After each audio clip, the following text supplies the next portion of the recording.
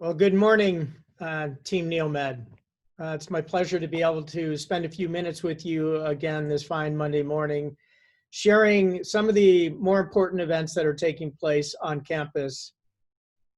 As I was thinking about the year 2020, the first 6 months have certainly been challenging for all of us as we've dealt with a virus that we didn't expect, the impact that it's had on our ability to come together as a community, major impacts on our financial status as a state, as a university, and as a country, and of course, dealing with the systemic racism that's been brought so poignantly to our attention over the last several weeks.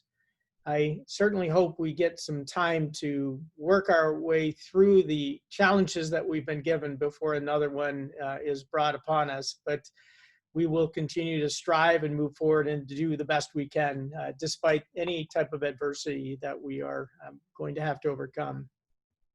I'm going to start with a budget update again. As I mentioned last week, we had a wonderful meeting with our Board of Trustees. They were very constructive and very helpful, sharing that they thought we did an outstanding job as a university overcoming the very difficult challenges around our budget. Specifically, looking at the fact that the state of Ohio is expecting a $2.3 billion budget shortfall next year, or revenue decrease next year, almost 10% of what we expect. And many people ask, well, where does that money go? And if to give you kind of a broad understanding or a broad perspective, about 15 to 16 billion dollars of the 32 plus billion that the state brings in goes to taking care of Medicaid. So healthcare for those who don't have healthcare available to them through other means. About 10 billion goes to K through 12 education, and somewhere around $2.7 billion goes to higher education, and another $2 billion to the prison systems. So there's very, very little play that the state has in being able to make cuts or redistribute funds. Certainly the prison system needs to be supported, and the needs of our population from a healthcare standpoint needs to be supported, and that really leaves the majority of the cuts being able to come from education. And that's what we've seen, and that's what we're expecting. So as we look at what we can do for next year, it's really going to depend on how accurate the projections are, as well as how much of the rainy day funds, which stand at about $2.7 billion for the state of Ohio, those are their reserves, that they can dip into without expending all of them and then putting us in a catastrophic position the following year. So as we've worked through that, and other universities have worked through that, the state itself has implemented pretty significant salary reductions. The other universities have all shared that they are restructuring, cutting their programs down, cutting their geographic footprint down, and then they have had to implement furloughs and layoffs and salary reductions. Our team was able to work very diligently in being able to avoid all of those so far. And I say so far because we just don't know what next year is going to bring, and the state doesn't know what next year is going to bring. So as I've said to you over the course of all of these meetings, is that we're expecting roughly a 20% cut in state funding. And then, of course, with that, we'll have reductions in other revenue or sources of income to the university that we would typically have available to us. So auxiliary services, food services, the bookstore, conference services, these entities at the university that bring in money, but at the same time, they cost us. We have to pay for the employees, the space, the equipment, and the goods that are either sold or the services that are provided. We know we lost about $1.5 million from auxiliary services that were unintended, that we didn't expect to have just from the COVID issues that hit us in the last 3 months of last year. So we're working to control those for the coming year while still being able to provide resources to faculty, students, and staff on our campus. They'll be different. We're working through those now. Some of those differences have been put in place for safety, health and safety measures, and mandated by the state, to include the fact that our food services will be grab and go, at least for the near term. Instead of coming in, ordering food, it'll be boxes, beverages that people can come in, pick up, grab, and then leave the area, so that we're not congregating and risking sharing or spreading a disease, specifically COVID-19 virus. So we've really had to make some difficult decisions, but I think none of them are too incredibly painful. You could say that in some ways, the fact that we were able to make these reductions without mass layoffs, mass furloughs, and the need to do substantial salary reductions really is creating a situation where now we're a little bit of a victim of our own successes, because once we've done that, I think we gave the perspective to people that, well, you were able to control this, and maybe it's not as urgent or emergent of a situation as it looks, but it is. We were able to do this for now. And so I ask you to please bear with us. I don't know what more is coming. We're hoping nothing more. We're going to be prepared for options in the event that they occur. We have to be. But for now, we're not planning on implementing anything more aggressive than we have. It's always hard to have things taken away, and it's happening to all of us. We have swept positions at the university. That has affected all of us. In fact, it's affected the president's office already, but it's what we have to do. It's part of what we have to give up, as some of the positions that have been taken away, instead of refilling those for now, until we get back on our feet financially, until the state and the country gets back on its feet financially. We've had to reduce some of the benefits and ask all of us to share more. That sharing is tiered, so those who are in the higher pay tiers will be absorbing more of that than others. And it was structured so that those who are making less than $50,000 shouldn't really take much, if any, type of financial challenges due to it. If there are any in it, based on the way the modeling was done, it will be extremely minimal. That information, summarizing that, will be sent out to the community this week. I've already have a draft to look at that's on my desk. Once I've reviewed it and we've had others look at it, we will send that out. We want to make sure that what we're sending out is accurate, so that we don't have to go back and change any of the information that was put out to you. So thank you for all that you're doing to help us get through this, and most importantly, keep our community here employed and performing the great work that Neomed does. I also want to tell you that we are continuing to do great things. We are moving forward. It's interesting, some of the concerns that were shared with me when I started this position now 8 months ago were that it's hard to make change at Neomed, that the system has created a culture that doesn't always embrace the abilities for people to be empowered to make those changes. And so we are working hard to try and change that culture, to try and allow us to successfully move forward, to empower you, really the engine of Neomed, our community, to make those changes, to eliminate the resistance, to eliminate systemic resistance that is in place at the university to prevent us from getting great things done. And you've shown that you can do that. So my really gratitude, thanks to all of you who've helped. Front and center of major problems when I first got here were LCME, the Liaison Committee for Medical Education, the accrediting body for our medical school. And it looked like we had a very challenging road to overcome. And there was a lot of concern that the resistance that was built into our system would make it hard to achieve.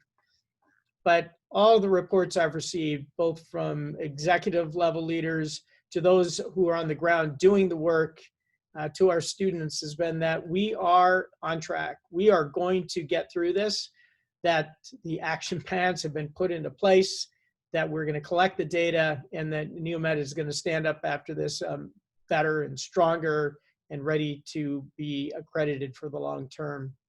So I want to thank all of you. The fact that we are overcoming these challenges and doing it so rapidly is a testament to what can be done and to your capabilities. Faculty and staff and the students who are participating in making this happen, thank you.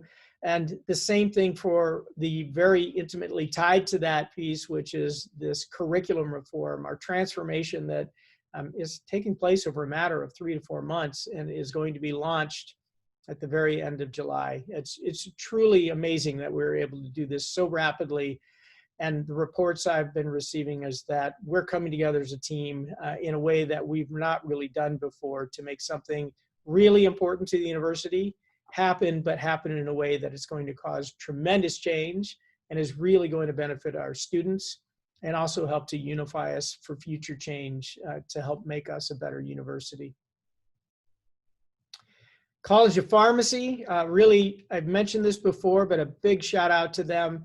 How do you go from being a brand new College of Pharmacy and in a very short time relative to a university, stand up to be recognized by your national leaders in a formal publication that you are in the top 10% of all colleges of pharmacy in the country? That's a substantial and amazing achievement. And that only comes, again, from a team coming together, looking to do things differently, looking to make things better, and looking to serve our students. So again, thank you. My gratitude to the College of Pharmacy, and thank you to Dr. Casimir for sharing that wonderful news. College of Graduate Studies is also on the move during these difficult times around COVID, where many people feel we're just barely treading water to keep ourselves afloat. But in fact, they're doing more. We are going to see the Master's in Anatomical Sciences really expand its capabilities this coming semester.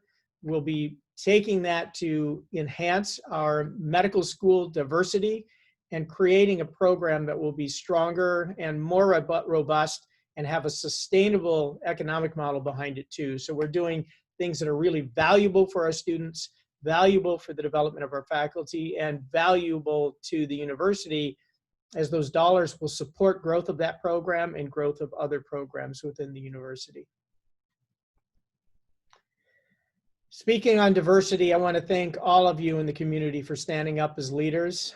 It was really important that we do this, recognizing systemic racism, recognizing what's been highlighted across our country so poignantly for the last several weeks and is continuing to unfold.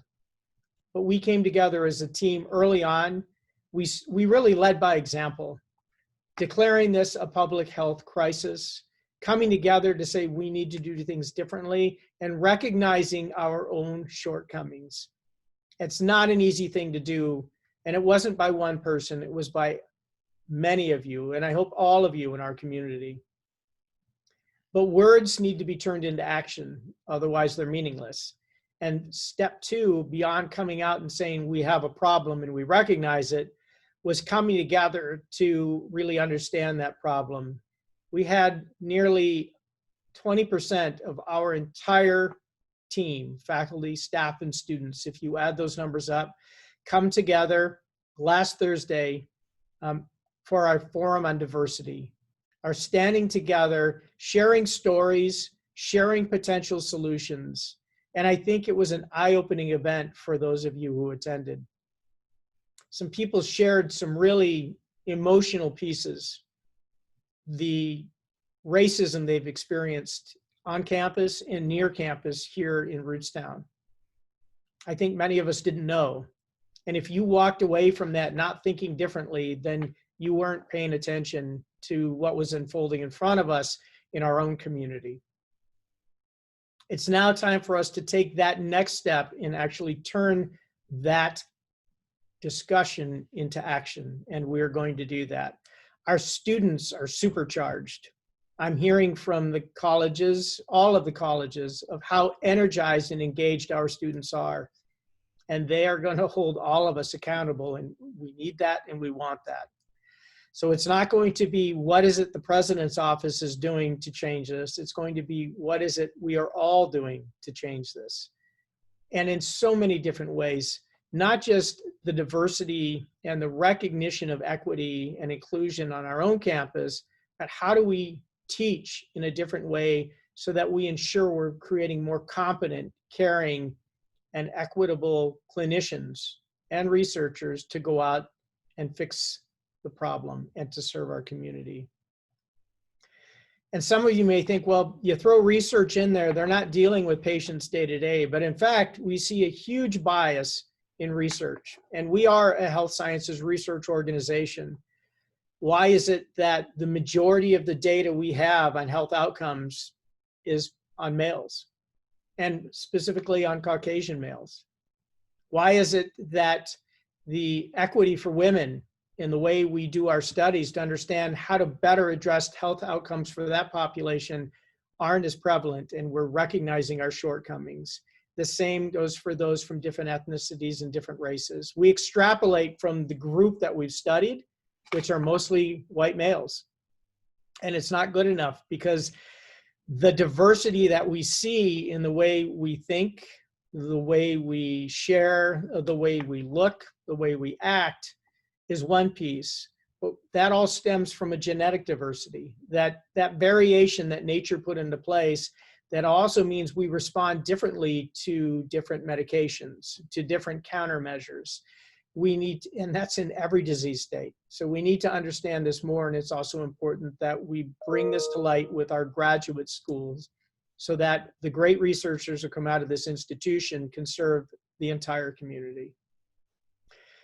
So we're not done. Last week was simply the next step, and more will be coming. I ask you to become part of it, but those processes, those initiatives, and those measures will be put in place, and you're going to hear more about them.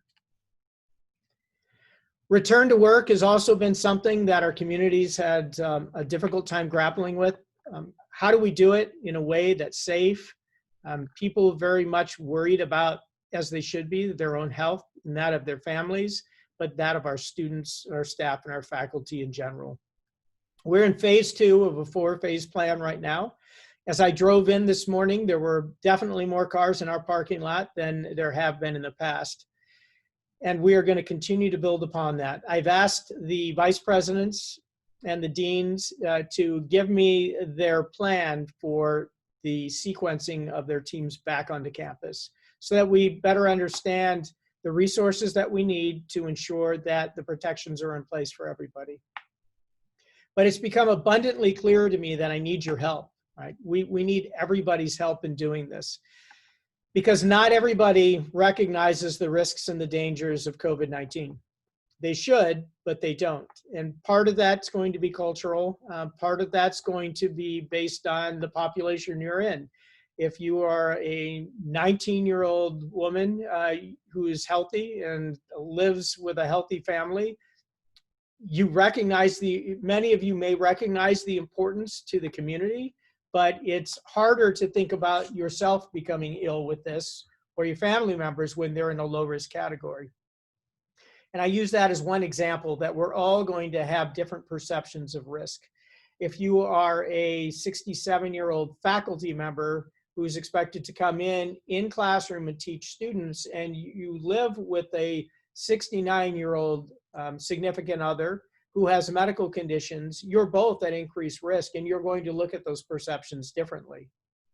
So we need to ensure that we are self-policing, that we are looking at our community and holding each other accountable. I need you to do that. Peer pressure is incredibly powerful, but do it in a way that's constructive. Not yelling, not finger pointing, but asking and getting each other to recognize the importance of doing this. And you may ask why I'm bringing this up when everybody, I hope, here is saying, we get it. We know how important it is. Last week, I took a walk through the new center atrium, and I only ran into 10 people during that walk. And I appropriately wore my face mask as I was out in the open area of the community. And what I ran into were 10 people. 8 of those people did not have a face mask on them or visibly with them. And they were walking about the atrium, talking to other people. 2 people were sitting side by side in an area that had been sequestered off with tape. to ensure only one person was sitting there. As I listened in on the conversation, it was clear they didn't really know each other very well.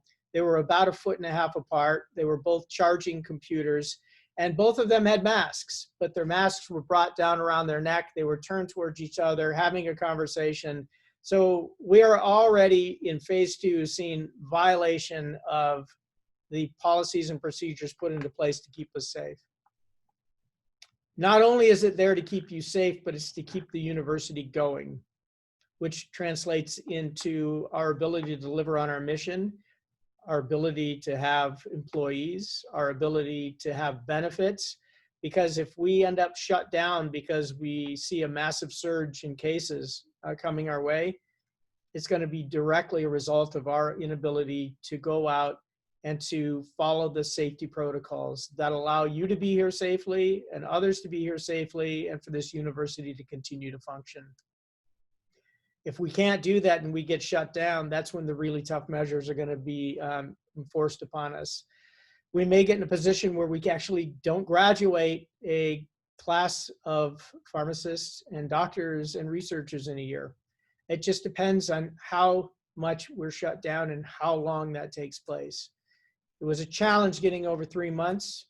It's going to be a much bigger challenge for us if this turns into a 6 or 7 month ordeal. So we need to do everything we can to prevent that. So if you see me walking around campus inside our buildings without this on, coming up closely to you and not respecting the 6-foot distances, if you see me touching things and then not using hand sanitizer, you need to call me out on it, and I need to call you out on it. And we need to lead by example. So I'm asking for your help. I know it's not this group. This is the group who's attending this because you're the leaders, you're listening, you want to have the communication with the university. It's really about what can we do to ensure the safety and health of everybody at the NeoMed team and to keep doing what it is we do as a university. I know I've beat that one intentionally to the ground, but it's because we really need to do this, or our financial impact, our health impact, everything that has been infecting us is going to skyrocket to a level that we may not be able to recover from. And it's the right thing to do. We have an incredible team of people. I mentioned some of the great things that are happening at the colleges at this university. I also would be neglectful if I didn't mention some of the individuals. So last week, I talked about Laura Nicholson and her 41 years of service to this organization. Today, I want to really send out a word of gratitude to Michelle Galan. Michelle has been helping to lead the charge for putting in safety measures on our campus over the COVID-19 crisis. She's been with this university for 31 years, and she's going to be retiring on June 30th also. I can't thank Michelle enough for everything she's done for us. The story I've received is that Michelle actually started out going to medical school here at the university, and she was enamored by the talents of the acclaimed Dr. Vinayda, who a faculty member who passed away here recently, which changed her trajectory in life. And because of that, we were fortunate to have her as a member of our team, helping to shape who we are as an organization. So thank you, Michelle, for everything. I hope you continue to participate as part of our retiree organization. We would certainly continue to benefit from everything that you've done for us and the knowledge that you have. A big thank you also to Stacy Gardner-Buckshaw, Michael Appelman, Michael Kemp, and Sarah Moore, and the team of individuals they're working with. Many of you may have heard now that we received an incredible HRSA grant here at NeoMed. We just learned about it last week. It provides $650,000 a year for up to 5 years to provide half-price tuition for our disadvantaged students in the College of Medicine. That is tremendous, especially for our students who many times those disadvantaged students have a difficult time paying for medical school. They often don't have families that can help. They end up with large amounts of debt. So big thank you, huge amount of gratitude for all of you. This was a grant that was submitted about the time I got here. I know this is not something I get any credit for at all, and I shouldn't. This goes to our amazing team here on campus, and I just have the pleasure of being able to share that wonderful news. I also learned that Dr. Bao received a almost $1 million SBIR grant for commercializing the drug development that has been underway on campus with his team of researchers. This is specifically a drug for dealing with hearing loss. So that is a tremendous, tremendous success on the part of him to be able to do that. And this was also made possible because of the work of Elliot Reed and the College of Graduate Studies here and the Vice President for Research in helping to promote the Ready Zone. And now we're starting to see some of the impact from the Ready Zone above and beyond what we've heard before. So outstanding news. Dr. Bao, congratulations. We'd love to see this drug get out to the community where it can have great impact in helping those suffering hearing loss. It's just a wonderful testament for the work that you've been doing. And continuing on a high note, I want to ask that all of you make an effort to attend the virtual award ceremony on Wednesday at 12:30, where we will be using our new venue on Zoom to be able to recognize those who've achieved amazing things for the university through their efforts and talents over the course of the last year. Thank you, and thank you all. I'm going to stop now and open it up to questions. When will the first day of school be for P3s, as well as when the new schedules be posted, class days and times? You know, I'm gonna have to offer my shortcomings on the first day of school for the P3s. This is one that's going to be in Dr. Kasmer's wheelhouse. Dr. Kasmer, if you could respond in chat. You were just describing today that many of the students will be back in full force within 5 weeks. That may be the right date for the P3s. I don't know, and I'm going to leave that to Dr. Kasmer. I'm sorry I don't have that answer. Is the financial pressure going to have any effect on accreditation? I don't think it will. I actually think accreditation has been going well, and we have several accrediting bodies at this university. The one you've heard about is LCME, and you heard about it, unfortunately, because we had some shortcomings that we are fixing, putting into place. The others that we have are the HLC, and we also have accrediting bodies specifically for the College of Pharmacy. So LCME, if that's the one you're referring to, I don't think the financial shortcomings are going to affect us. And I say that now because we cannot exist as an organization long-term without our colleges. If the College of Medicine were shut down because we weren't accredited, the rest of this campus would not be able to sustain itself. So that means we absolutely have to put the dollars in place to ensure that we are accredited, and with that, that we are delivering an outstanding educational product. I want to bring you back to a comment I know I made probably a few months ago, which is that of the 3 pieces of our mission that we talk about, which is research, education, and service, education is the reason the state funded us as a university. Research is part of what we do. It's how we avoid status quo, and we don't practice the same level of medicine that we've practiced for generations, that we're constantly changing in it. And it's incumbent upon us to do that. It's what academics do. We improve. But the number one thing that we do from a mission standpoint is education, and we have to deliver an outstanding educational product. It's where the majority of our funding comes from. It's the reason our students are here. We will do whatever we have to do to resource our colleges to ensure they stay accredited. When will the student COVID social contract be finalized and available for students? So the COVID social contract draft was already received by our team. I just went blank. That's terrible. Dr. Zarconi and Michelle Galan and the team they've been working with have come together and given us their draft. That draft was actually also put together in part by the Inter-University Council and Dr. Faison, who is at CSU, who is the former Surgeon General of the Navy, helped that team to create some best practice products. We will have those out to you very shortly. Before you're allowed to come back and resume on this efforts on this campus, they will be in place. I would expect that to be within the next 2 weeks. There's a lot of contradictory information out there regarding COVID. It's hard to know where to turn or who to listen to. What do you recommend we do with regard to this contradictory information? You're right. And part of the reason there's contradictory information is for a valid reason, and that is we're just not certain about many aspects of this virus.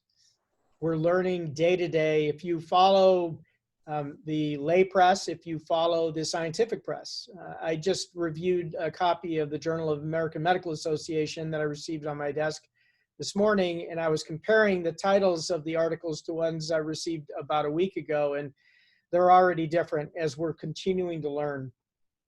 So some of the nuances on treatment, on vaccinations, those we'll just have to wait on.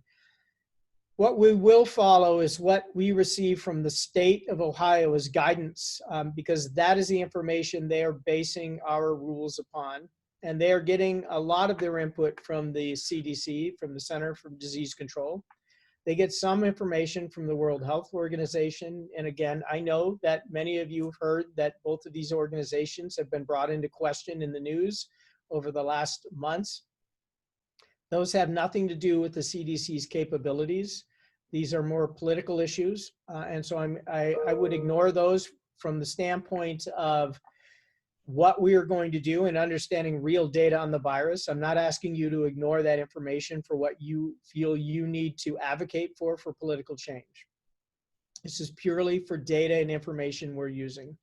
So the governor has put together a group of experts in infectious disease transmission, virologists, infectious disease doctors, and they are providing the information that's giving the data for the state of Ohio that we're being asked to follow, and that is precisely where it's coming from.